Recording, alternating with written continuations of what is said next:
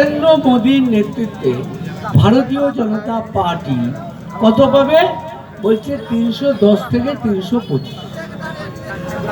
বাংলায় কি হবে? বাংলায় নিশ্চিত করে আমরা বলতে পারি বাংলায় ভারতীয় জনতা পার্টি অত্যন্ত ভালো ফল করবে। মমতা ব্যানার্জি বলছেন আমি ভালো কাজ করেছি। কি ভালো কাজ করেছেন? মমতা ব্যানার্জি বলছেন আমি ঝা চকচকে রাস্তা করে দিয়েছি। নিশ্চিত রাস্তা খুব ভালো হয়েছে। রাস্তাটা কার?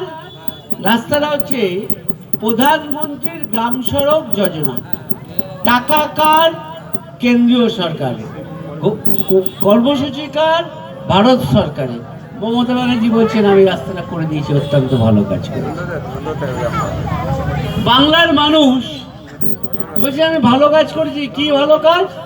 আমি আবাসন প্রকল্পে বাড়ি দিয়েছি। আবাসন প্রকল্পটা কার? আবাসন প্রধান প্রকল্প হচ্ছে প্রধানমন্ত্রীর গ্রামীণ আবাসন প্রকল্প। পয়সা কার? নরেন্দ্র মোদী। প্রকল্প কার? কেন্দ্রীয় সরকারের। টাকাটা দিচ্ছে কে? কেন্দ্রীয় সরকার। আর কে বলছেন আমি ভালো কাজ করেছি? ভালো কাজ করেছেন মমতা ব্যানার্জি। আবার বলছি গ্রামের শৌচালয় করে দিয়েছি। প্রকল্প কার? টাকা কার? সমস্তটা কার? না কেন্দ্রীয় সরকারের। আপনি কি করেছেন? আপনি একটা শৌচাগার বানাতে গিয়ে আপনার দলের লোকেরা তার থেকে কাঠবাড়ি নিয়েছে। এবার বলছেন আমি শৌচাগার নির্মাণ করে দিয়েছি, অতএব আমি খুব ভালো কাজ করেছি। ভারতবর্ষের বুকে দাঁড়িয়ে বলছেন আমি সাইকেল দিয়েছি। সাইকেলটা কার? সাইকেলের টাকা কার? কোন ডিপার্টমেন্ট থেকে এসছে? সাইকেলের ডিপার্টমেন্টের টাকা হচ্ছে সংখ্যালঘু ডিপার্টমেন্ট। টাকা দিয়েছে কে? ভারতবর্ষের সরকার। আর মমতা ব্যানার্জি বলছেন আমি ভালো কাজ করি। আজকে বলুন তো বাংলার এই 2011 সালে আমরা বাংলার মানুষের কাছে বলেছিলাম যে বাংলার এই অঞ্চলেও আপনারা দেখেছেন কোনোদিনও সিপিএম এর আমলে দেখেছেন ভোট লুট হচ্ছে? কোনোদিনও দেখেননি যে ভোট লুট হচ্ছে। বাংলায় এই মুহূর্তে সবচাইতে বড় কি?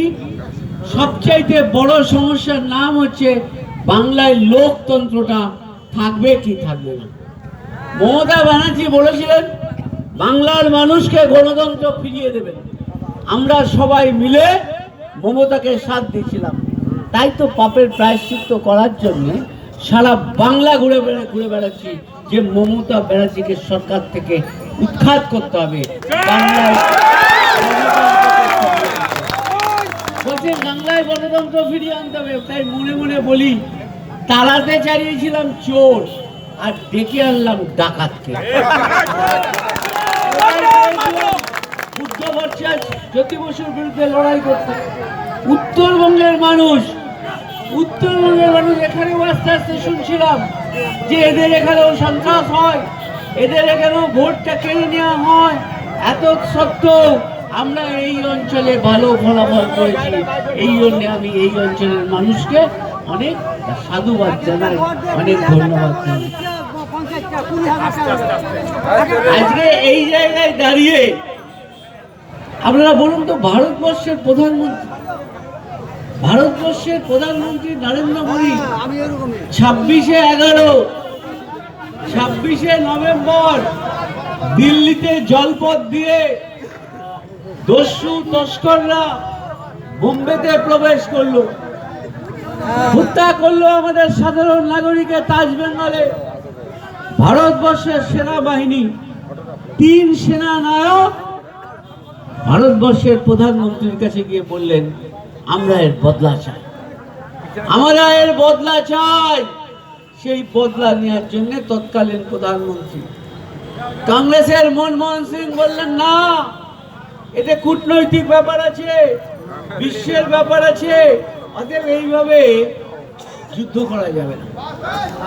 আর আমাদের এই পুলওয়ামার ঘটনায় 59 জন আধা সামরিক বাহিনী যেদিনকে সন্ত্রাসবাদের হাতে, জঙ্গিদের হাতে নিহত হলেন, সেদিনকে ভারতবর্ষের বুকে, মানুষের বুকে আগুন জ্বলছিল।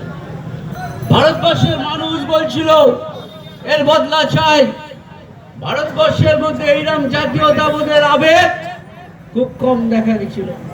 আমাদের প্রধানমন্ত্রী নরেন্দ্র মোদী তিনি বললেন, আমি ভারতবর্ষের আবেগকে সম্মান করি, আমি এই ঘটনার বিরুদ্ধে যদি কিছু করতে হয় আমি ভারতবর্ষের সেনাবাহিনীকে মুক্ত হস্তে দিলাম, তাদের কোনো দরকার নেই, তারা নিজেরা সিদ্ধান্ত।